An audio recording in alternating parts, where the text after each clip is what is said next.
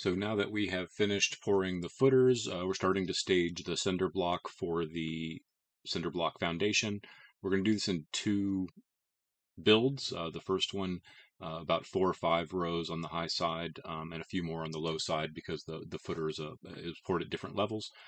Starting to get gravel in here, and stage the cinder blocks around the perimeter, for easy access. I did bring a team in to help put up these walls because they could do it in a few days, where it would take me weeks to get this up on my own. The foundation and the concrete work were something that we always intended to hire contractors for, just because I don't have any experience with concrete work, and that's not something I want to learn for the purposes of building this house. But once this foundation's up, then I'll start doing all of the carpentry on the framing and the rest of the house. Right now, we've got most of the gravel in. You can see the piers there in the middle. Those are intended to support posts that will carry the floors underneath and ultimately the roof above. There's one in that section, and there's 2 more over in the other section of the house, because it's a little bit longer than this section. Unfortunately, I was not able to be on site the day of the pour, and there was a mistake with the footer. Either a truck or the cement truck nudged up against one of the forms and pressed it in, and it got poured more narrow than what we had planned on. What we wanted 2-foot perimeter all the way around with the footer, and in this one section, it got narrowed down to about 18 or 19 inches because of this form getting pushed in. It didn't hurt us too badly. It did mean that we had to work with that line when we were trying to square all of these walls, and the end result is that these walls are not perfectly square, and you can always allow for a little bit, but they're about 3 to 4 inches out of square from one corner of the house all the way to the other. But because of the way it's broken up, it's really only 1 to 2 inches out of square for each section of the house, and we were able to. I'm able to deal with that on the top when we put the sill plates, and I'll have that in another video. But that's another great reason to have the 12-inch block rather than the 8-inch block.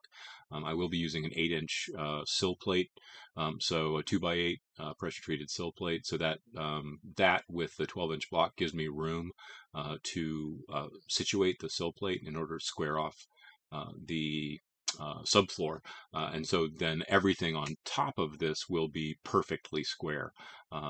We did run out of blocks, so I had to run and go get some from the local store just to finish up the last couple of lines with some additional mortar.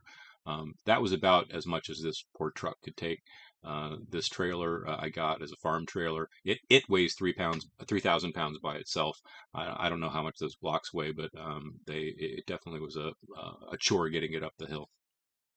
This is where we stopped on the first part of the build. We're going to fill all of these cells with grout, and then tar the outside of the wall so that we can backfill it in. And then after we've got that done, we'll start building the second course. You do see some plumbing in here. I'll cover that in a different video, but this is all of the septic drainage for the house. You can see we kept the openings for originally sliding glass door, but it may end up being a person door. There's one in each section leading out the back. It'll be covered by a deck, so it's not terribly important that they get a lot of natural light, and we do have other windows for that purpose as well. There were a couple of areas where there wasn't enough mortar in there, so I just marked those out for the contractors, and we went in and cleaned them up and pointed those up and just got mortar packed in there. Don't have too much concerns of that because it'll get filled when we fill the cells in as well. Here we've got the tar around the perimeter, and then we're going to backfill this in. You can see it's fall now, and we've got leaves all over the gravel. And we've gotten it backfilled in, so this will make putting up the second section of the wall substantially easier. You can see from this direction, we have just a nice path around the wall. We've gotten much of the rest of the block delivered in preparation. Our local store just dropped sand from a flatbed. Wasn't what I was expecting. I was really expecting it to come in bags like it does from one of my other building suppliers, but it worked for us, and we were able to get everything we needed mixed up. Now you can see the walls really climbing.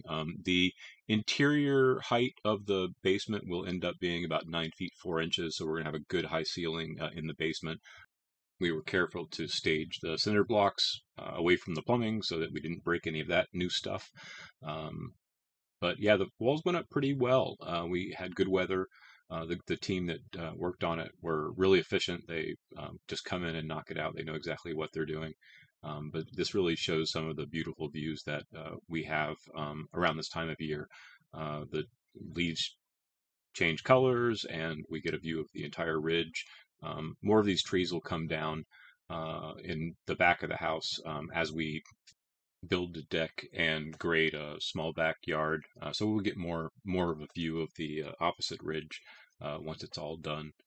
And once the wall is completely finished, we'll come back and fill this section in with grout, meaning grout all the way around.